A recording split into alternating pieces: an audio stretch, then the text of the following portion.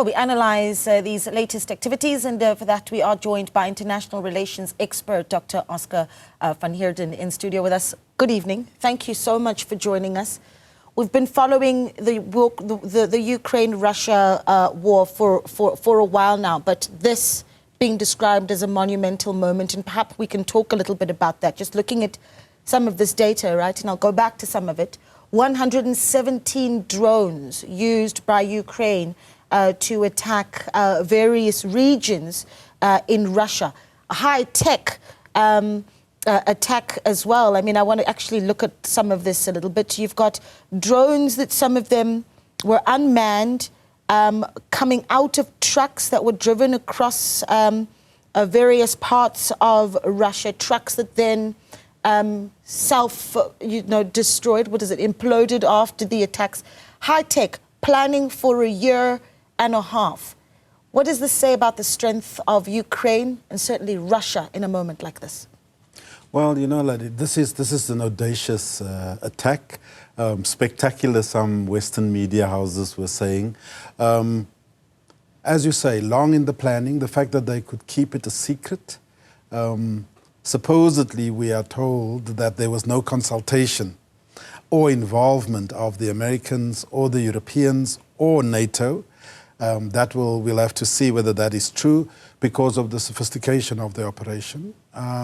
But yeah, in essence, Ukraine managed to smuggle in these drones, have it on containers, put it on trucks, and then go very deep into Russia, thousands of kilometers into mainland Russia. And I think that the fact that the drones could attack the air bases without any heavy resistance is perhaps a situation where Russia had never thought that they would be attacked so deep into the mainland.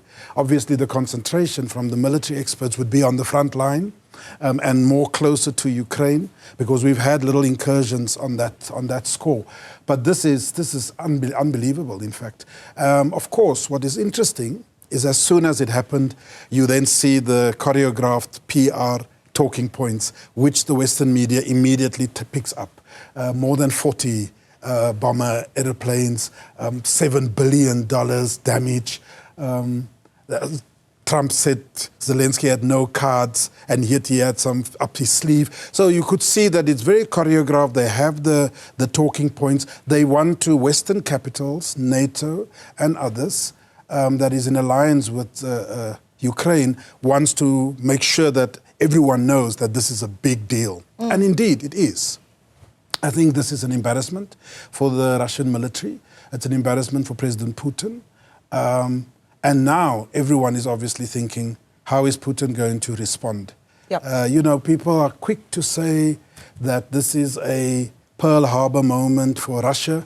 I think people need to calm down, not be so sensational, because we know how the Americans responded after Pearl Harbor. 2 nuclear bombs were dropped on Japan.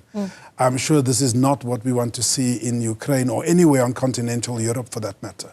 And also, I mean, there must be more sensitivity towards Pearl Harbor. You know, more than 2,400 Americans perished and died on that day, 130 Japanese and so forth. So I don't think it's anywhere near a Pearl Harbor. But tactically, this is a big win for Ukraine. The question now becomes the sustainability of this big win, and you talk about how Russia is going to respond, and just as you talk about some of the PR, if you will, coming out of this attack, you've got articles, for instance, by Bloomberg that say the operation has chipped away at Putin's image of invulnerability, right? So you did say before we went on air that while this was a good I suppose, military moment for Ukraine, what is it? From a strategic point of view, is it a good strategic moment for Ukraine? Yeah, tactically, this is a big win. Strategically, it has no impact on where the war is going. I think that Western capitals needs to be a little bit more circumspect to want to be too celebratory about this, because the truth of the matter is, on the front line, Russia is winning the war. And Russia is outstripping the Ukrainians on every level. There is some talk with experts, Naledi, that says Ukraine and Russia is on parity when it comes to drones and the drone warfare. But on every other level, Russia is completely, far outstrips Ukraine in terms of manpower. I mean, Russia can just bring more and more bodies too, and we see that they have already been amassing a huge number of soldiers on the Sumy border, and there's speculation, what does that mean? But huge manpower. We know Ukraine is struggling to bring able-bodied men to the front line. And there's even talk of, young men being snatched off the streets of Kiev and so forth. But also technologically, Russia is just much more advanced. We look at air power and air defenses. Russia is streaks ahead. We know, for example, last week, 2 Patriot missile systems were destroyed by Iskander missiles from Russia. Now, people make a big deal about the 7 billion damage, according to President Zelenskyy, but 1 Patriot missile defense system is $2 billion. And 2 of those were destroyed a week ago, 10 days ago. So the war is costly on all sides and all fronts. I don't think that's going to be a bother for President Putin. The question now, as I said, is how is Putin going to respond? Because indeed, there's a reputational matter as well. Yeah. There's of course now the understanding that this attack by Ukraine on Russia, I did mention this earlier, planned for 1.5 years. Now, in the past 1.5 years, we've seen quite a lot happen. In fact, in just the past few months, we've seen a lot happen where Zelensky's movement certainly has been in trying to garner international support for Ukraine. We saw that chaotic meeting in the Oval Office, for instance, asking for aid from the US, and Donald Trump saying, you don't have any cards to bargain with. The moment here in South Africa saying, well, let's call for peace, all while an attack of this magnitude was taking place. What do you make of the politics of Zelenskyy seemingly doing both, asking for aid with peace while strategizing on such a big military move?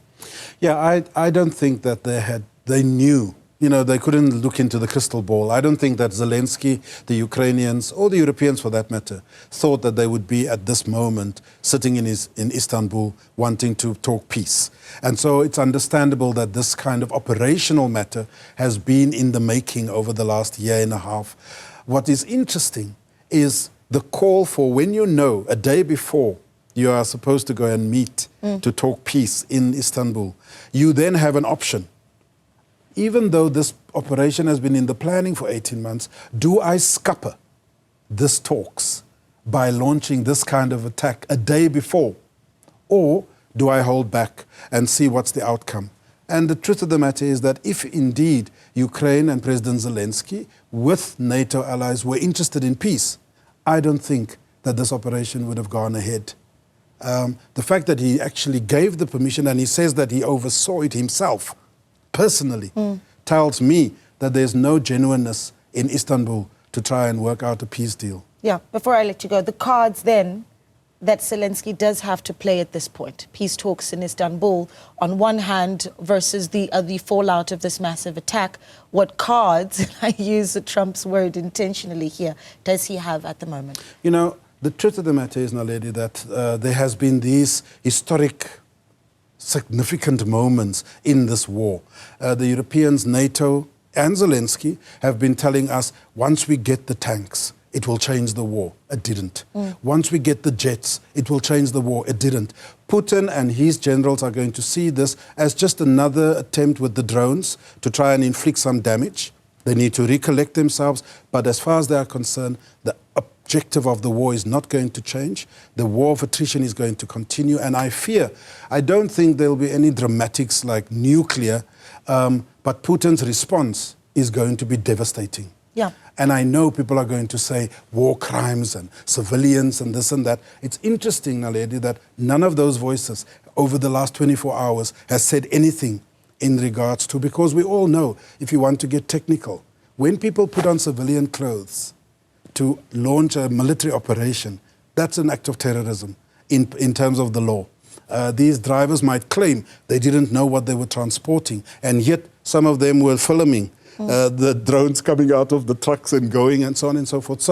And we also shouldn't forget the civilian attacks on the railway and the trains and the bridges that happened a few days earlier. So Putin's response is going to be Iskander missiles, it's going to be Oresnik missiles, and it's going to be devastating. Just one last one, and I think this is for the benefit of our viewer. We watch the war between the two nations with great difficulty here in South Africa, right? Where we have that discussion around whether or not South Africa does continue to stick to its guns around its non-alignment, if you will. How do we take this conversation forward after we had just had a meeting with Zelenskyy and moments before that, or hours before that, to call from Donald Trump as well to speak to President Cyril Ramaphosa on how to manage the issue between Zelenskyy and Russia? What is our position moving forward? I mean, our position is not going to change, which is that we are not surprised about this latest attack. We are not going to be surprised with the response. This is why there's a call for peace. Because if we're going to play this tit for tat, it's going to just negatively impact on both countries and particularly on Ukraine.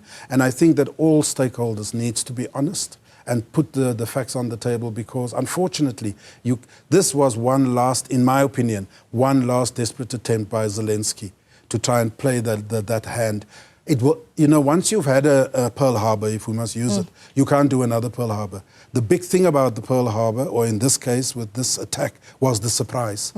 Russia is not going to have another surprise. Yeah, we've got a word here for it, dubbed spiderweb, this attack. Dr. Van Heerden, thank you so much for speaking to us. Always a pleasure. And thank you so much for coming into the studio as well.